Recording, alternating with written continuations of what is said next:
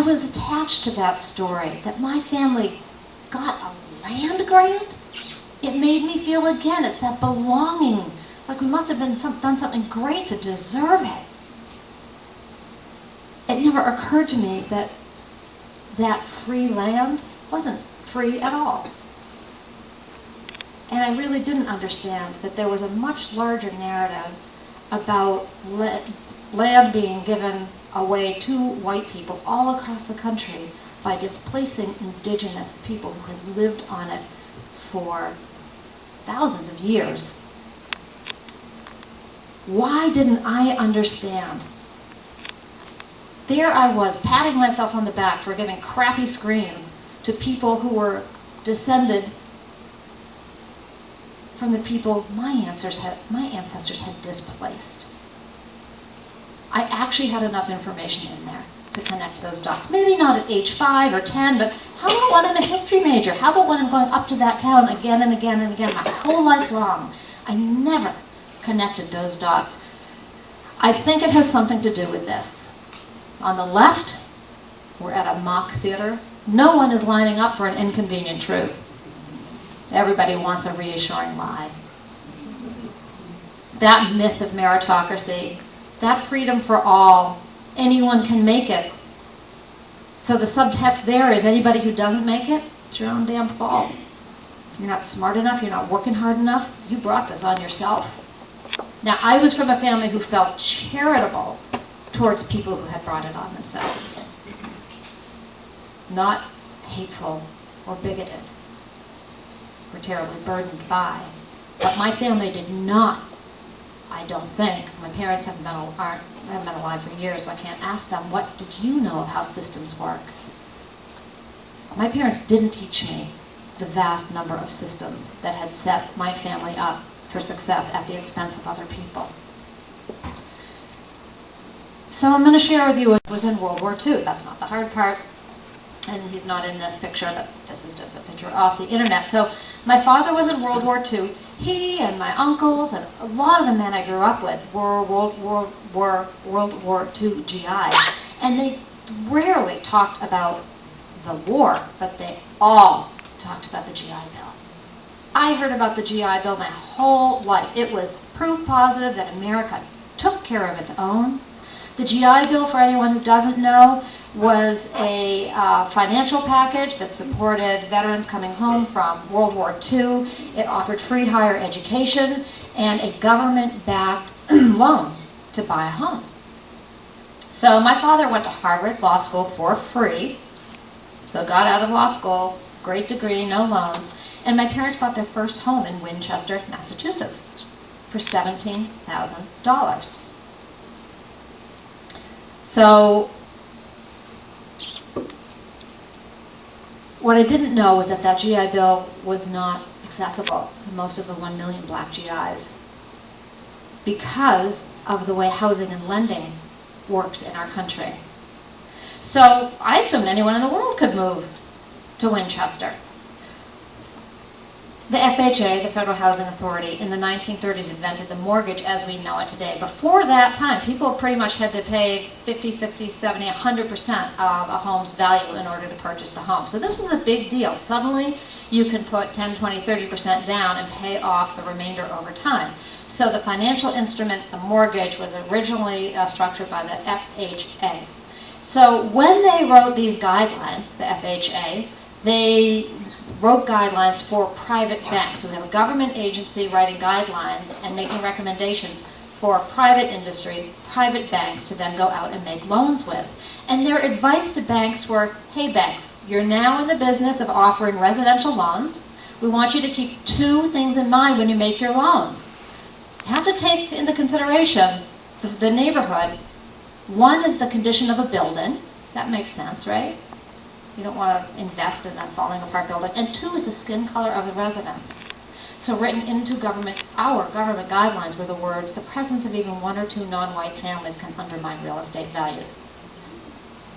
So based on that language and that warning, private banks all across the country, hundreds of them, this was not unique to Boston, set out to draw maps and outline what neighborhoods were more or less risky. So the red-lined areas, those that are in red here, are considered hazardous. Guess who lives there? Those are populated predominantly by black and brown residents. And the dark green would be the best investment. That would be, this is of Boston, Massachusetts, so these are neighborhoods within Boston. Winchester would be, the entire place would be green. And then the other two colors are gradations. I actually have a Minneapolis map here. So all of these maps have a legend, you see here, and they're saying best, still desirable is blue, definitely declining is yellow, and hazardous is red. Well, this had a lot more to do with who was living in the neighborhoods and the condition of the building. It's a long, I could do a 2-day workshop about this, including block busting and how redlining has been continued in other ways. So people in Winchester weren't randomly white. People in Winchester were white because that was the only kind of person who could live in Winchester. And by the way, that home my parents bought for $17,000, they sold 40 years later for $1 million. The GI Bill pumped $120 billion into United States housing, and 98% of it went to white families like mine. So my family was able to build a lot of wealth in just one generation, from a $17,000 house that appreciated, from a law school degree that there was no loan attached to. And then when my parents died, and then of course my dad's legal career, it was very successful. So when my parents died, my 4 siblings and I inherited money, and that's a major advantage. If you look at the wealth disparity along racial lines in this country, I would have once looked at it and thought, well, that's proof positive that white people work harder, and they're better at saving money. And now I see a very different picture when I look at that exact same set of data. So remember I said, if you told me Winchester had something to do with racism, I would have said you were crazy? I thought that if you had said, Debbie, picture racism in housing or a neighborhood, I would have pictured the top. I wouldn't have pictured the bottom. But these are two outcomes of a single policy. Can you hear the giant sucking sound of money out of one neighborhood in order to resource another? And think about what that meant to grow up in Winchester as opposed to an inner city neighborhood where our school budgets are attached to property tax value. To say that racism has nothing to do with my life, which felt so normal and natural at one point, now all I can see around me is racism. These are two public buildings, the library and the town hall. You don't see public buildings like that in neighborhoods that have been castrated. Stephen Hawking says, the greatest enemy of knowledge is not ignorance, it's the illusion of knowledge. And so I think that part of my story, when I think about it, it isn't just that I was ignorant, it's that I had adopted very incorrect ideas about the level playing field. I thought I knew. I thought I got the way this country worked. And by the way, sometimes at this point people are like, she is hating on America. Guess what? Like, I can find things about myself I'd like to improve, my marriage I'd like to improve. If we can't talk about what's real and where we really are as a community, as a nation, as a human being, as a person, how are we ever going to get to where we want to go? That reality-ideal gap will only ever be narrowed by getting real about where we are.